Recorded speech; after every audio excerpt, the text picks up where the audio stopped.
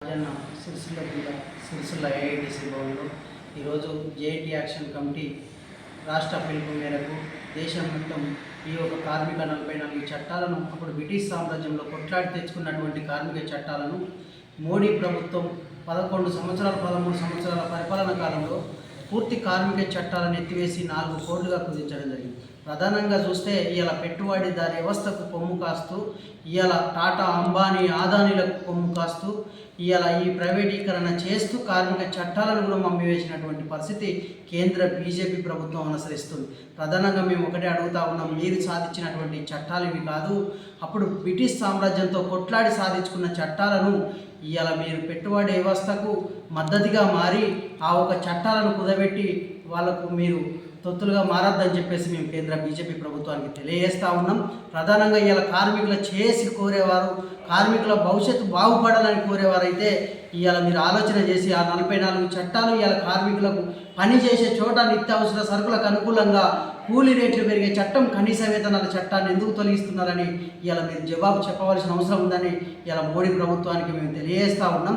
అదేవిధంగా ఇలా చూస్తే ఇలా ఎన్హెచ్ఎం స్కీమ్ వర్కర్లు కానీ, సెకండ్ హ్యాండ్ కానీ, మధ్యాహ్న భోజన కార్మికులు ఇలా రాష్ట్రం కేంద్రము అనుసరిస్తున్నటువంటి చట్టాలలో పనిచేసినటువంటి వాళ్ళకు కూడా సరైనటువంటి వేతనాలు ఇవాళ సామాన్యమైన కూలి పని చేసుకున్న వాళ్ళకు కూడా ఇవాళ 20-25 వేల జీతం ఇంట్లో పని చేసుకునే వాళ్ళకి వస్తుంది. కానీ ఇలా మధ్యాహ్న భోజన కార్మికులు చూసుకున్నట్టుంటే ఇవాళ వాళ్ళు నెలంతా శ్రమ చేసి పిల్లలకు అన్ని వణుకొచ్చి అండి పెడితే ఇవాళ దాని మీద మీరు 10,000 వేతనం, ఇవాళ మొన్నటిదాకా 3,000 వేతనం ఇచ్చినటువంటి పరిస్థితి. ఇవాళ ఎక్కడున్నది ప్రభుత్వంలో ఈ పాలకుల వర్గం ఏం చేస్తుందని చెప్పేసి ఈ దేశంలో ఇలా కార్మికుల పక్షాన ఏం ఆలోచన చేస్తుందనేది మేము అడుగుతూ ఉన్నాం కేంద్ర ప్రభుత్వాన్ని.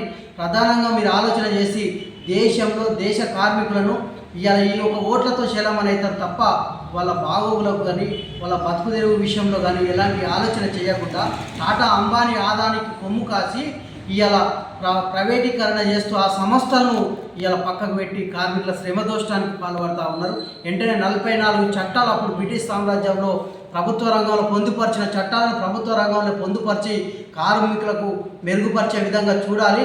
ఈ ఒక 4 లేబర్ కోడ్లు రద్దు చేసి కూడా ఇలా రైతు నల్ల చట్టాలు తీసుకొచ్చి రైతు నల్ల చట్టాలు కూడా ఇలా రైతులకు ఎలాంటి విధానం లేకుండా ఆ నల్ల చట్టాలు రద్దు చేస్తున్నామని చెప్పేసి ఇప్పటి వరకు కూడా రైతు నల్ల చట్టాలు రద్దు చేయలేనటువంటి పరిస్థితి కేంద్ర బీజేపీ ప్రభుత్వం అనుసరిస్తూ ఉంది. మీరు తీసుకొచ్చిన కార్మిక చట్టాలు 4 లేబర్ కోడ్లు రద్దు చేసి 44 చట్టాలను ప్రభుత్వ రంగంలో పొందుపరచాలి, రైతు నల్ల చట్టాలను కూడా రద్దు చేయాలనేది కూడా మేము ఏఐటీసీ అన్ని కార్మిక సంఘాలుగా డిమాండ్ చేస్తూ ఉన్నాం.